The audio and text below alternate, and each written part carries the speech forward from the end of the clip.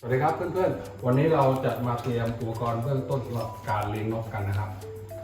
อันนี้เราใช้เลี้ยงนกฟอร์พัสแต่ตัวนกตัวอื่นก็อาจจะอะแดปไปใช้นะครับอันนี้ก็คือกรงนกอันนี้เราซื้อมาก็จะประมาณ60 40 60ก็คือกว้าง60นะครับลึก40แล้วก็สูง60นะครับที่เลือกกรงนี้ก็ว่านกก็จะได้บินได้มีพื้นที่ในการบินนะเผื่อบางคนอยากจะเอารังเพาะใส่เข้าไปในกรงก็ใส่ได้แต่สำหรับกรงรุ่นนี้มันจะเปิดได้ซ้ายขวานะครับเดี๋ยวพอประกอบเสร็จแล้วเดี๋ยวจะให้ดูนะมันจะเปิดซ้ายขวาได้เพราะนั้นเราก็จะเอากรงเอารังเพาะนกเนี่ยใส่ด้านนอกของกรงได้ทั้งซ้ายและขวาในชุดก็จะประกอบด้วยไม้นะครับให้นกเกาะ2นะครับ2ท่อนถาดนะครับขนาด40 x 60แล้วก็เป็นเหมือนถ้วยใส่อาหารและก็น้ำนะครับที่มาในชุดก็ประมาณนี้นะครับอันนี้ก็พูดถึงเรื่องโกรงก่อนต่อไปที่จำเป็นก็จะเป็นเรื่องน้ำนะครับกระบอกน้ำก็จะมีหลายแบบสามารถให้ตั้งแต่แบบถ้วยนะครับแล้วก็แบบนี้มันจะใช้การลักน้ำนะครับก็คือเราใส่น้ำไปน้ำมันก็เมื่อนกกินไปน้ำก็จะลงมาเรื่อยๆแล้วก็เข้าไปสู่ตัวพื้นที่ตรงนี้ที่ให้นกกินนะครับส่วนแบบนี้ก็เราเติมน้ำเข้าไปมันก็จะมีลูกกลิ้งนะครับเป็นตัวเหมือนกับเมื่อนกจะกินก็ต้องเอาปากใส่ลูกกลิ้งนะครับแล้วเดี๋ยวเราจะมาพูดถึงข้อดีข้อเสียของกระบอกน้ำแต่ละแบบนี้นะครับมันง่ายนะครับนกก็จะเห็นเลยว่าน้ำอยู่ตรงไหนกินยังไงแต่ข้อเสียคือโดยเฉพาะแบบถ้านกที่เป็นพวกปากขอฟันแทะอย่างเงี้ยปากแทะอย่างเงี้ยครับเขาจะถึงช่วงหนึ่งเขาจะชอบแทะและนี่ก็คือผลนะครับอันนี้คือนกที่บ้านประมาณ3 เดือนก็แทะจนเรียบร้อยไปแล้วก็เสียนะครับคิดว่าเขาไม่น่าจะมีขายแยก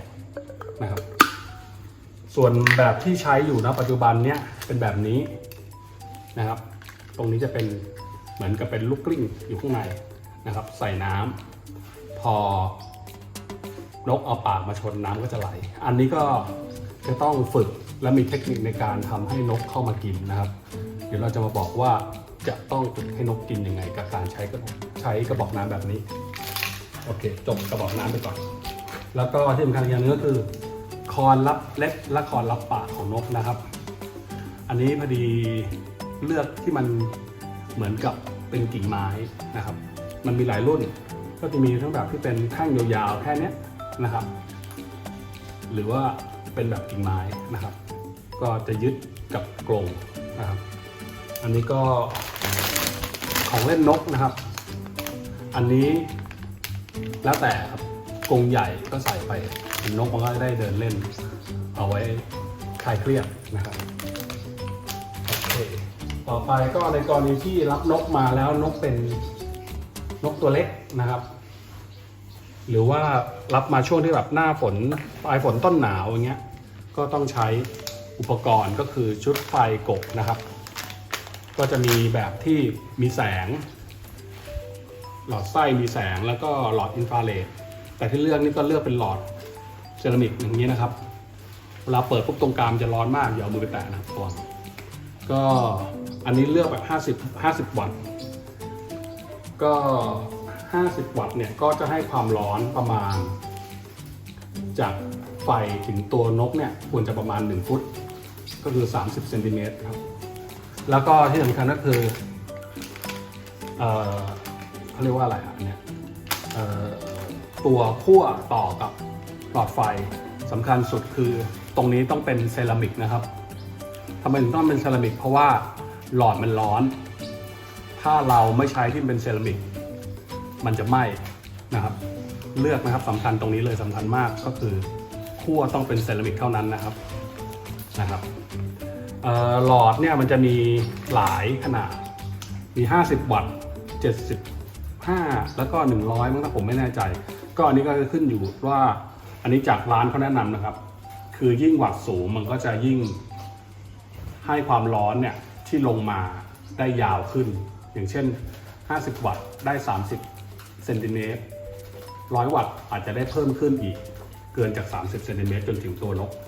นะครับหรือบริเวณที่ให้ความอบอุ่นโอเคอันนี้เป็นอุปกรณ์เบื้องต้นนะครับโอเคอันนี้เราก็ประกอบโครงเสร็จแล้วนะครับมาดูกันที่ถาดรองก่อนถาดรองเนี่ย46 เซนนะครับ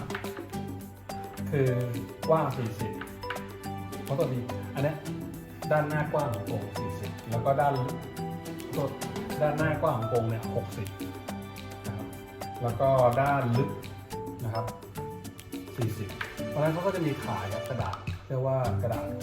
60-40หาซื้อผมไม่แน่ใจว่าซื้อทางออนไลน์ได้หรือเปล่าแต่ที่ผมซื้อที่จตุจักรนะครับข้อดีของกระดาษตัวนี้ก็คือด้านหนึ่งมันจะมันอีกด้านหนึ่งจะไม่มันเท่าไหร่นะครับก็คือเวลาที่เราใส่เข้าไปในกรงเนี่ยปุ๊บพอดีปุ๊บเวลานกเขาอึใช่ไหมด้วยความที่เป็นพลาสติกอยู่ด้านล่างพออึลงไปเนี่ยน้ำมันก็จะไม่ซึมลงแผ่นถาดรองนะครับแล้วก็ค่อยๆระเหยออกไปนะครับเพราะฉะนั้นก็ทำให้เราเนี่ยประหยัดเวลาในการทำความสะอาดอาจจะประมาณสักสัปดาห์ละครั้งหรือเมื่อมันสกปรกนะครับในแต่ละวันเราก็จะแบบยกถาดเนี่ยไปเทพวกเปลือกของอาหารที่เราให้เขาอันนี้พอเราต่อเสร็จเรียบร้อยเนี่ยครับกรงรุ่นนี้ซ้ายขวานะครับจะเป็นช่องสำหรับใส่อาหารและน้ำแต่ว่าของผมเลือกใส่น้ำเป็นแบบกระบอกอย่างนี้นะครับแล้วก็เราจะมาดูเทคนิคว่าทำยังไงถึงให้นกเนี่ยกินน้ำจากลักษณะกระบอกแบบนี้จะเห็นว่ามันเป็นท่อนะครับเนี่ยอย่างเงี้ยนะครับแล้วก็มีลูกกลิ้งอยู่ก็คือเราควรจะวางนะครับติดนะครับอยู่กับให้เหนือจากคอนไม้เนี่ยเพื่อที่ว่าเวลานกมานกจะได้ยืนแล้วก็ปากกัดแล้วก็จิกดื่มน้ำตรงนี้ง่ายๆนะครับอันนี้ก็คือเป็นเคล็ดสำหรับผมนะครับที่ใช้กับนกทุกตัวนะครับแล้วก็ส่วนคอนไม้นะครับเราก็ไม่ควรที่จะติดอยู่สูงเหนือกับอาหารแล้วสมมติถ้าคนใส่น้ำตรงนี้นะครับเราก็ไม่ควรที่จะติดอยู่ตรงนี้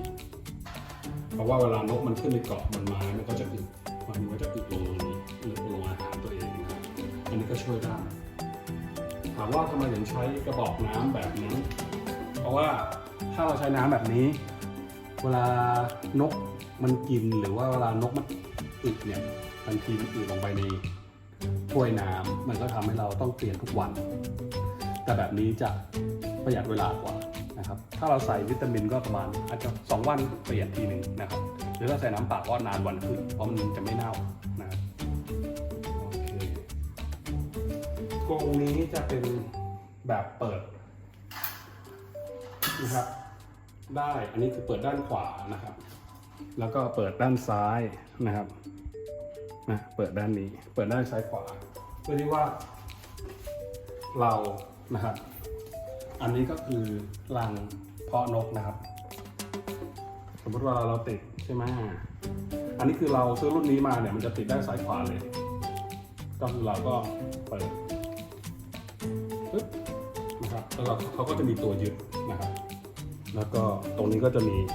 ไม้ยืดออกมาอย่างเงี้ยครับให้นกเกาะแล้วก็เข้าหลักนะครับที่เลือกกรงรุ่นนี้ก็เพราะว่ามันเปิดซ้ายขวาแล้วก็มันจะไม่กินพื้นที่ในกรงนะครับ